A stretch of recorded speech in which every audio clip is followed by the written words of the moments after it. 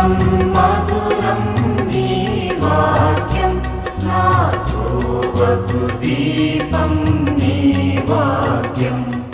యేసు నామంలో మీకు శుభములు సమృద్ధిగా కలుగునుగాక. మధురం నీ వాక్యం అనే కార్యక్రమానికి స్వాగతం. ఈరోజు మనం 73 గ్రంథములలో యేసు అనే అంశం 14వ భాగం ధ్యానించుకుందామండి. ఈరోజు నెహెమియా గ్రంథంలో యేసు. మధురం మధురం నీ వాక్యం నా త్రోవకు దీపం నీ వాక్యం. నెహెమియా గ్రంథంలో యేసు పడిపోయిన గోడలను కట్టువానిగా మనకి దర్శనమిస్తాడండి. నెహెమియా యెరూషలేము చుట్టూ కూడా 52 రోజులలో గోడల్ని కడతాడండి. ఆ గోడలు పడిపోయి ఉంటాయన్నమాట. నెబుకద్నెజర్ రాజు యెరూషలేంని ధ్వంసం చేసి అంతా దోచుకొని పోయేటప్పుడు ముందు వాళ్ళు గోడల్ని కూలగొడతారు. పట్టణం చుట్టూ ఉన్న గోడలు కూలిపోతే వాళ్ళు పట్టణంలోనికి వచ్చి పట్టణాన్ని దోచుకోగలుగుతారనమాట. సో గోడలన్నీ కూలిపోయినాయంటే ఇంకా వాళ్ళకి రక్షణ ఉండదన్నమాట. కనుక దేవుడు ఈయనని ప్రేరేపిస్తారనమాట. నెహెమియాని ప్రేరేపించి ఆ సూజన్ పట్టణం నుంచి అనమాట, అంటే ఎస్తెర్ రాణి దగ్గర ఉన్నాడు. అక్కడి నుంచి సూజన్ నుంచి, అంటే పారసీక దేశంలో సూజన్ పట్టణం, అక్కడి నుంచి బాబిలోనియా, అక్కడి నుంచి యెరూషలేం అన్నమాట. వచ్చి మరి యెరూషలేం గోడల్ని 52 రోజులలో కట్టేస్తాడండి. ఆయన ఒక్కడే కాదు, అందరితో కలిసి పని చేస్తాడనమాట. అధికారులు, తర్వాత యాజకులు, పెద్దలు అందరితో కలిసి ఒక గవర్నర్గా ఆయన వస్తాడు, కానీ ప్రజలతో కలిసి పనిచేస్తాడనమాట. ఆయన యొక్క నీతి చూస్తే నీతి సూర్యుడిలాగా ప్రకాశిస్తాడు. ఇంకా యేసు ప్రభువుకి సాదృశ్యంగా ఉంటాడనమాట. పాత నిబంధనలో ఆయన 12 సంవత్సరాలు గవర్నర్గా ఉన్నప్పుడు ఏ జీతం కూడా తీసుకోడండి.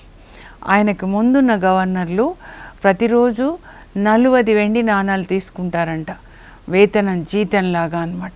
12 సంవత్సరాలంటే ఎంత వస్తుంది చూడండి. తీసుకోలేదు. ఆయన చెప్తాడు, ప్రజలు అప్పటికే చాలా మరి అప్పుల బాధ, పేదరికంలో ఉన్నారు. నేను ఇంకా వాళ్ళకి భారంగా ట్యాక్స్ విధించడము, మరి నా వేతనం తీసుకోవడము నేను చేయకూడదు అనుకున్నాను. అంతేకాదు, నా ఇంటికి గవర్నర్ కాబట్టి అనేక మంది వస్తారు పెద్దలు. ప్రతిరోజు 150 మంది నా ఇంట్లో భోజనం చేసేవాళ్ళు. కానీ నేను ఎప్పుడు కూడా నా సొంత ఖర్చుతోనే నేను వాళ్ళకి వచ్చిన వాళ్ళకి భోజనాలు పెట్టాను, కానీ ఏది కూడా గవర్నర్గా నేను తీసుకోలేదు. ప్రజలది కానీ, దేశాంది, రాష్ట్రాంది కానీ నేను తీసుకొని నేను వచ్చిన వాళ్ళకి అన్నం పెట్టలేదంటాడండి. యేసు ప్రభు యొక్క త్యాగం, యేసు ప్రభు యొక్క నీతి, నిస్వార్థం, ఏమీ ఆశించకుండా మన కొరకు ప్రాణత్యాగం చేసిన ఆ యేసు ప్రభు యొక్క లక్షణాలు ఈయనలో కనబడతాయన్నమాట. ఒకసారి ధ్యానించుకుందామండి. పడిపోయిన గోడలంటే కూడా ఏంటి అని మనం ధ్యానించుకుందాం.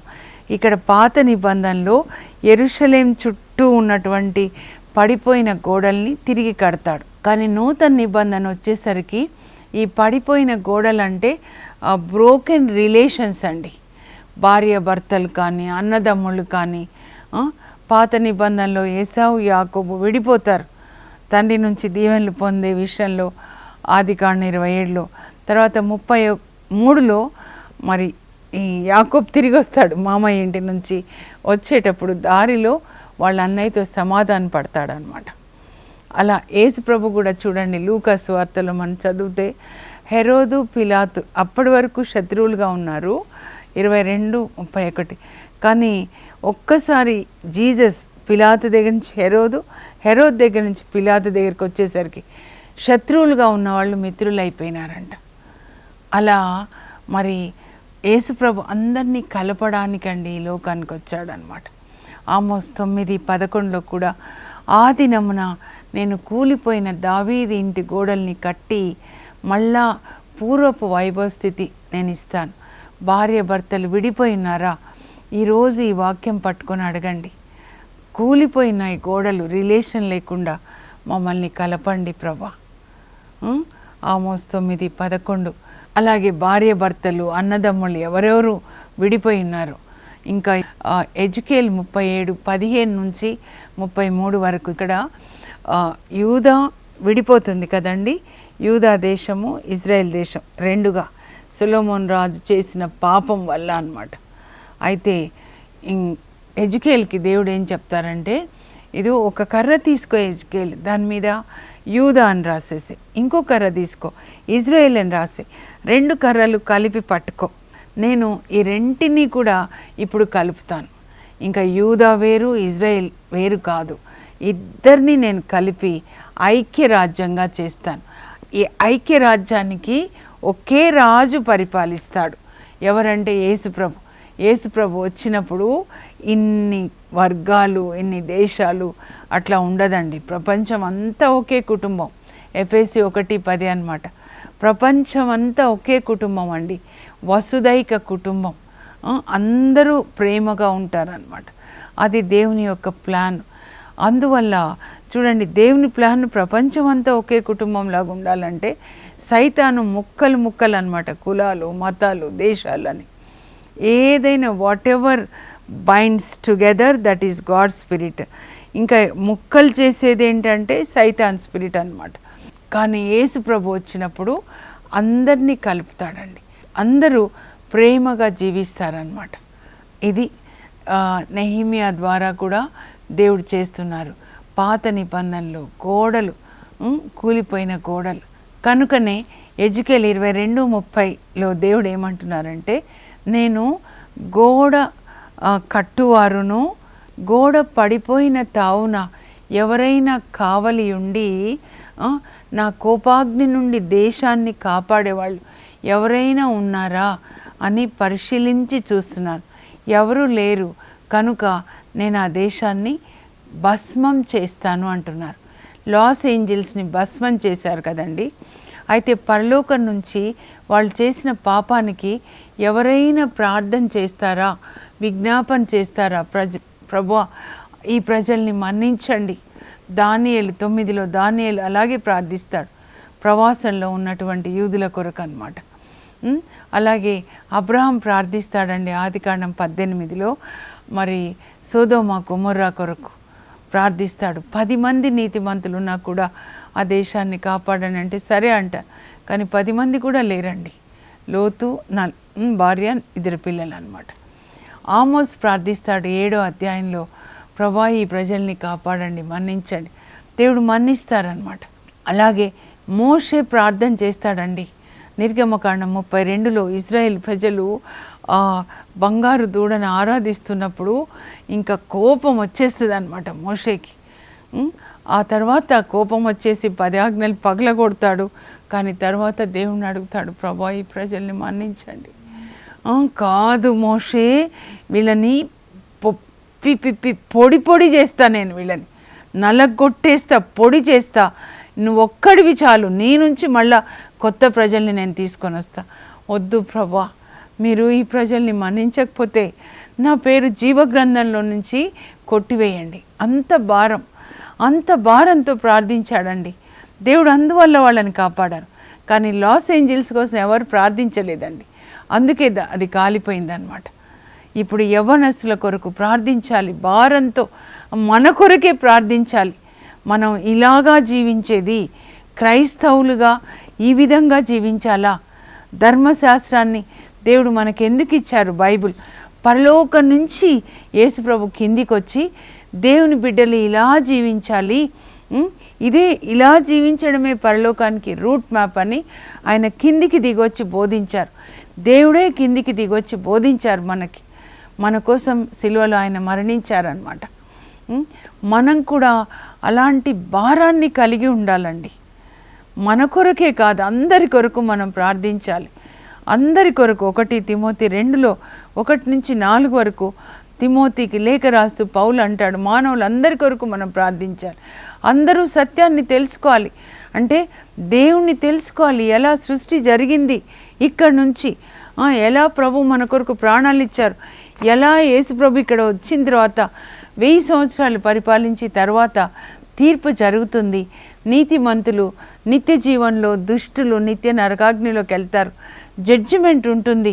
ఈ శరీరంలో మనం ఉన్నప్పుడు చేసిన ప్రతి పనికి, ప్రతి మాటకి, ప్రతి ఆలోచనకి. దీని కొరకు మనము అందరినీ సిద్ధం చేయాలి, మనం మాత్రమే కాదనమాట. అయితే ఇప్పుడు నెహెమ్యా గ్రంథానికి వద్దామండి. ఆయన యెరూషలేము చుట్టూ పడిపోయిన గోడల్ని కడతాడనమాట 52 రోజుల్లో. అయితే ముందు ఆయన ఎక్కడున్నాడు? ఆయన పారసిక దేశంలో ఉన్నాడు. అంటే ఎస్తేర్ రాణి వాళ్ళ దేశం అన్నమాట. ఆమె భర్త మరణించి నిన్న కూడా ధ్యానించుకున్నాం. ఇప్పుడు ఆమె మారు కొడుకు అర్తహషస్త మరి పారసిక దేశాన్ని అంటే ప్రపంచాన్ని పరిపాలిస్తూ ఉన్నాడనమాట, 120 దేశాలు. అప్పుడు ఈయనేం చేస్తున్నాడంటే ఈ నెహెమ్యా ఆ రాజుకి పానీయ వాహకునిగా అంటే వైన్ పోరర్ అనమాట. టేబుల్ మీద వాళ్ళు అన్నం తింటున్నప్పుడు రాజు మరి ఆయన భార్య కుటుంబము మళ్ళీ వాళ్ళు తాగేవన్నీ డ్రింక్స్ పోస్తారనమాట. వైన్ తాగుతారు, ద్రాక్షరసం తాగుతారు. అంటే చాలా నమ్మకమైన వ్యక్తిని అపాయింట్ చేస్తారండి. లేకపోతే విషం కలిపి కూడా మరి ప్రాణాలు తీయొచ్చు కదా. వాళ్ళు పారసిక రాజులు, కానీ ఎస్తేర్ అప్పుడు రాణిగా ఉంది, ఇప్పుడు రాజమాతగా ఉందన్నమాట.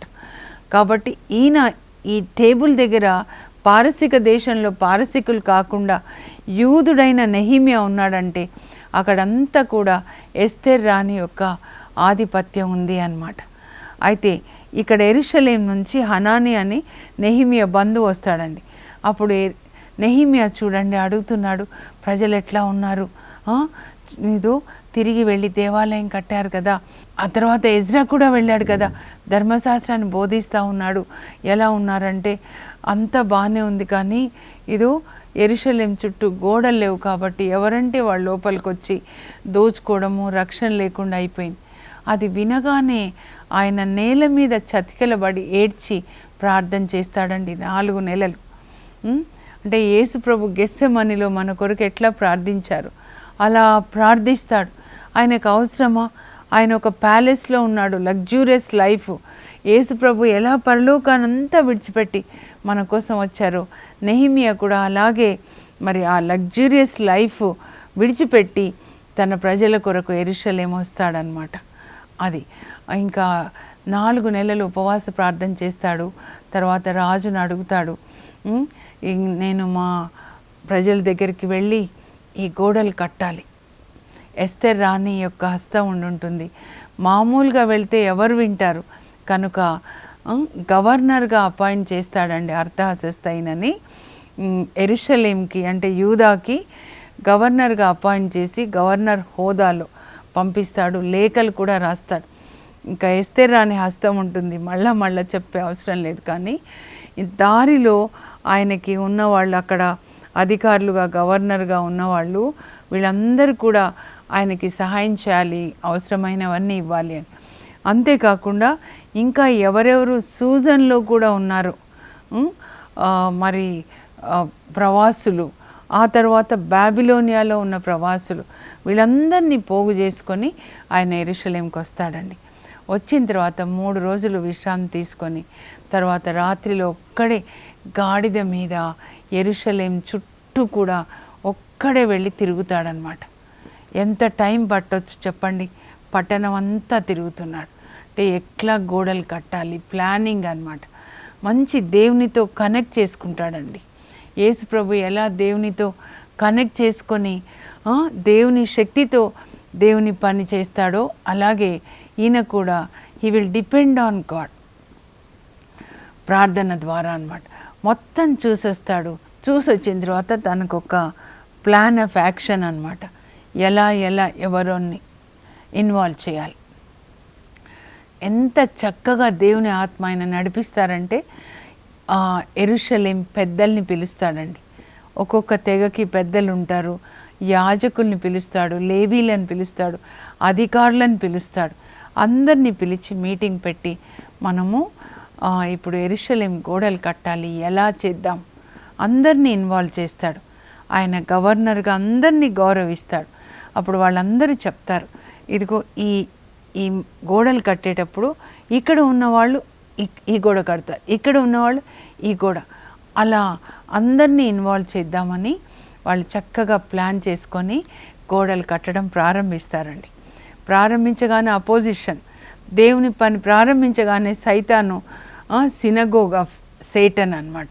అంటే ఒక బృందాన్ని తయారు చేస్తాడు, అపోజిషన్ బృందం. ఎప్పుడు కూడా ఆటంకములు రాక తప్పవు, కానీ వాడిని కలిగించు, వానికి అనర్థం అని చెప్తాడు.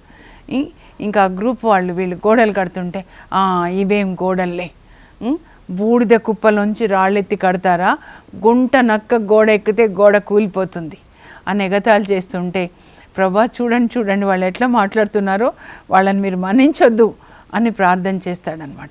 తర్వాత చక్కగా అండి కట్టడానికి వచ్చిన ప్రజలు సగం మంది గోడ కడుతుంటే సగం మంది కాపలా కాస్తారు. వాళ్ళ నడుముకి ఖడ్గాన్ని కట్టుకొని, ఎందుకంటే ఏదైనా ప్రమాదం వస్తే ఒక్కరు బూరలు ఊదితే ఆయన ప్రక్కన ఉన్న ఆయన అందరూ అలర్ట్ అయ్యి వాళ్ళ మీద దాడి చేయడానికి అనమాట. యూనిటీని వాళ్ళు నేర్చుకున్నారండి. ఎస్తేర్ మార్డికాయల ద్వారా మన అందరం ఐక్యంగా ఉండి మనం పోరాటం చేయాలి. అలా ఐక్యంగా దేవుని సైన్యం పోరాటం చేస్తే సైతాన్ సైన్యాన్ని మనం ఓడించవచ్చు అనమాట. అలా వాళ్ళు ఈ ఆటంకాల మధ్యలో మరి 52 రోజులలో వాళ్ళు యెరూషలేము చుట్టూ గోడలు కడతారండి చక్కగా. 6వ అధ్యాయం 15వ వచనంలో ఉంటుందన్నమాట. ఇంకా ఈ గోడలు కట్టిన తర్వాత నెక్స్ట్ ఏంటి మనం చూద్దాము. 8వ అధ్యాయానికి వెళ్దామండి. ఇక్కడ విశ్రాంతి దినం అన్నమాట. ప్రజలందరూ కూడా ఒక మైదానంలో పోగై ఉంటారు. అప్పుడు ఎజ్రా వస్తాడు. వీళ్ళిద్దరు ఫ్రెండ్స్ అన్నమాట, నెహిమియా ఎజ్రా. ఎజ్రా రాగానే ప్రజలు ఎజ్రాని చూడగానే ధర్మశాస్త్రాన్ని తీసుకొని వచ్చి ఆయనకి ఇస్తారనమాట. అప్పుడు ఎజ్రా ఒక వేదిక, అంటే పోడియం అన్నమాట. ఆ పోడియం మీద ఆయన నిలబడి విశ్రాంతి దినం, అంటే మనకి ఆదివారం వాళ్ళకి శనివారం, ఉదయం నుండి మధ్యాహ్నం వరకు, అంటే ఎన్ని గంటలండి, 12 గంటలు ఆయన మోషే ధర్మశాస్త్రాన్ని బోధిస్తాడు. ఆయన పండితుడు, ఎక్సలెంట్ అన్నమాట. ఒక scholar, doctor of the law of Moses. ఇంకా నేను అనుకుంటాను నేను ఏం బోధించుంటాడా అని. నిర్గమకాండంలో 19వ అధ్యాయం నుంచి మోషే మరి కొండ మీదకి దేవుడు రమ్మని పిలిచినప్పుడు దేవుడు చెప్తారు, ఈ లోకంలో మీరు నా సొంత ప్రజలు, నా పవిత్ర ప్రజలు కనుక నేను చెప్పేది శ్రద్ధగా విని నా ఆజ్ఞలన్నీ పాటిస్తే నేను మీకు తండ్రిగా, మీరు నాకు పిల్లలుగా ఉంటారు. ఈ ప్రపంచంలో మిమ్మల్ని నేను ఎన్నుకున్నాను, మీకు మాత్రమే నేను ఈ ఆజ్ఞలు ఇస్తున్నాను, మీరు వాటిని పాటించాలి. అక్కడి నుంచి 10 ఆజ్ఞలు నిర్గమకాండంలో 24 వరకు కూడా బోధించి ఉంటాడనమాట. అన్ని ఆజ్ఞలు వింటుంటే వాళ్ళకి కన్నీళ్ళు వస్తాయి. ఇన్ని ఆజ్ఞలు ఉన్నాయా, విశ్రాంతి దినాన్ని పాటించాలని. పాటించలేదు కనుకనే ప్రవాసానికి పంపించానని ఉంటుంది 2వ దినచర్యల్లో 36వ అధ్యాయంలో 21వ వచనం. ఈ ప్రజలు విశ్రాంతి దినాన్ని పాటించలేదు కనుక నేను వాళ్ళని 70 సంవత్సరాలు ప్రవాసానికి పంపించాను. ఒక్కొక్కటి చెప్తా ఉంటే వాళ్ళు ఏడుస్తారనమాట. అప్పుడు నెహిమియా, ఎజ్రా, ఇంకా అక్కడ యాజకులు, లేవీలు ప్రజలను ఓదారుస్తారు. ఈరోజు ఏడవకూడదు, ఇది పండుగ దినం, విశ్రాంతి దినం. మనకు కూడా ఆదివారం పండుగ దినం అన్నమాట. ఈస్టర్, ఎవ్రీ సండే కూడా వి సెలబ్రేట్ ఈస్టర్. మీరు ఏడవకూడదు, ఇంటికి వెళ్ళి మంచి భోజనం చేసుకొని మీరు తినండి. అలాగే మీ భోజనాన్ని పేదలతో పంచుకొనండి. The joy of the lord is a strength అని చెప్తారు. ప్రభువు ప్రసాదించే ఆనందం మనకి బలం. వాక్యం వినడం వల్ల వాళ్ళకి ఎంత ఆనందం వస్తుందో. నిజంగా మీరు వాక్యం ఎట్లా చదువుకోవాలంటే ఒక లెవెల్లో మీ విచారం అంతా పోతుంది, దిగులు పోతుంది, ఆనందం వచ్చేస్తుంది, పొంగి పొరలే ఆనందం అన్నమాట. అట్లా మీరు ఆనందంగా ఉండండి అని చెప్తాడండి. ఇంకా వీళ్ళిద్దరూ కలిసి అన్నమాట, ఎజ్రా, నెహిమియా.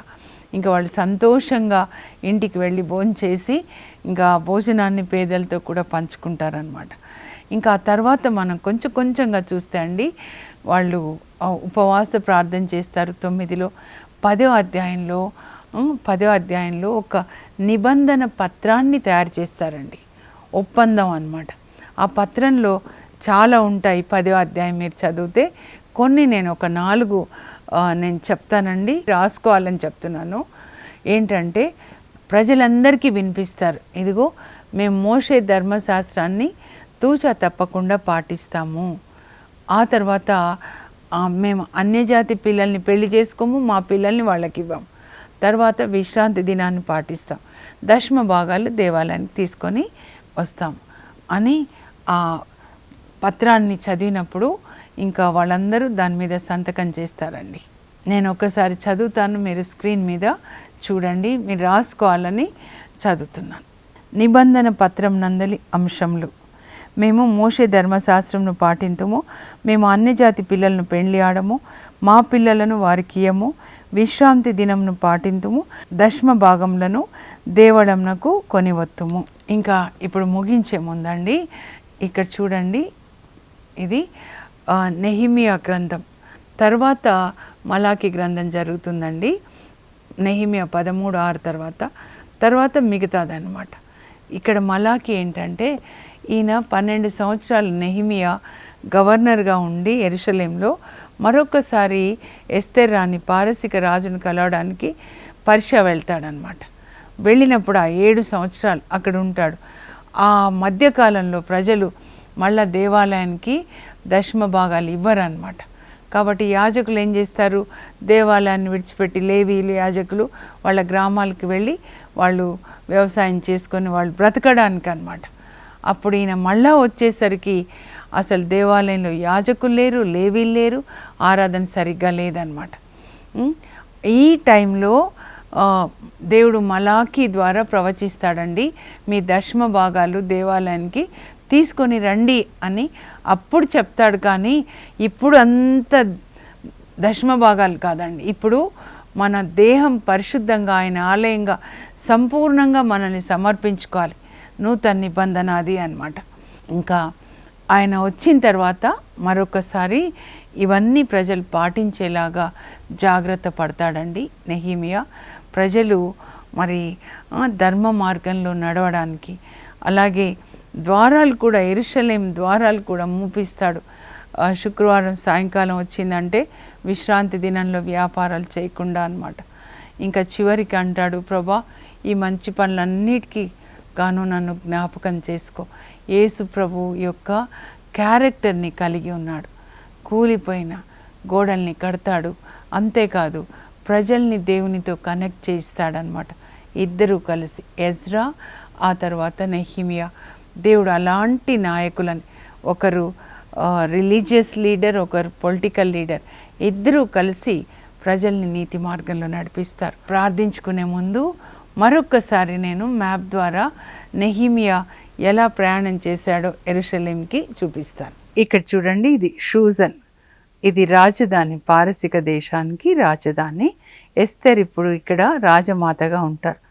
ఆమె భర్త మరణిస్తాడు, మారు కొడుకు అర్తహషస్త అక్కడ రాజుగా పరిపాలన చేసే సమయంలో నెహిమియా ఇక్కడ పానీయ వాహకునిగా పనిచేస్తూ ఉంటాడు. ఆ తర్వాత దేవుని కృపని బట్టి మరి గవర్నర్గా నియమిస్తారనమాట. ఆ రాజు అర్తహషస్త రాజు నెహిమియాని గవర్నర్గా నియమిస్తాడు. మరి ఎస్తేర్ రాణి హ్యాండ్ ఉంటుంది. ఆయన ఇలా వచ్చి ఇంకా ఇక్కడ బాబిలోనియాలో మిగిలి ఉన్నటువంటి యూదులను కూడా పోగు చేసుకొని నెహిమియా ఇలా ప్రయాణం చేసి యెరూషలేంకు వచ్చి యెరూషలేం గోడలు కట్టిస్తాడండి. తర్వాత ఇద్దరు ఎజ్రా నెహిమియా ఇద్దరు కలిసి ప్రజల్ని ధర్మ మార్గంలో నడిపిస్తారు. ఇక్కడ చూడండి, సూజన్ అక్కడి నుంచి బాబిలోనియా 200 మైళ్ళు, బాబిలోనియా నుంచి యెరూషలేము 900 మైళ్ళు. వాళ్ళు వెళ్ళడం 3 బ్యాచెస్గా వెళ్తారండి. నెబుకద్నెజర్ అలా తీసుకెళ్తాడు. మళ్ళీ తిరిగి రావడం కూడా 3 బ్యాచెస్గా తిరిగి వస్తారు. పరలోకపు మా తండ్రి, నెహిమియా ఎజ్రాల్లాగా తండ్రి మా నాయకులు కూడా మమ్మల్ని మీ మార్గంలో నడిపించేటట్లు సాయం చేయండి. ఎవరెవరు అధికారంలో ఉన్నారో ప్రభా, ఏ చిన్న అధికారమైన స్కూల్ కావచ్చు, ఏదైనా కంపెనీ కావచ్చు, ఏదైనా సరే ప్రభా నాయన నీతిగా మేము జీవించేటట్లుగా మాకు సహాయం చేయండి. మీ రాజ్యాన్ని కట్టడానికి నెహిమియా లాంటి ఆ అగ్నిని మాకు దయచేయండి, ఎజ్రా లాంటి అగ్ని దయచేయండి. యేసు నామంలో అడుగుచున్నాం తండ్రి, ఆమెన్. అలాంటి అగ్ని దేవుడు మీకు దయచేదురుగాక. God bless you. Have a blessed day.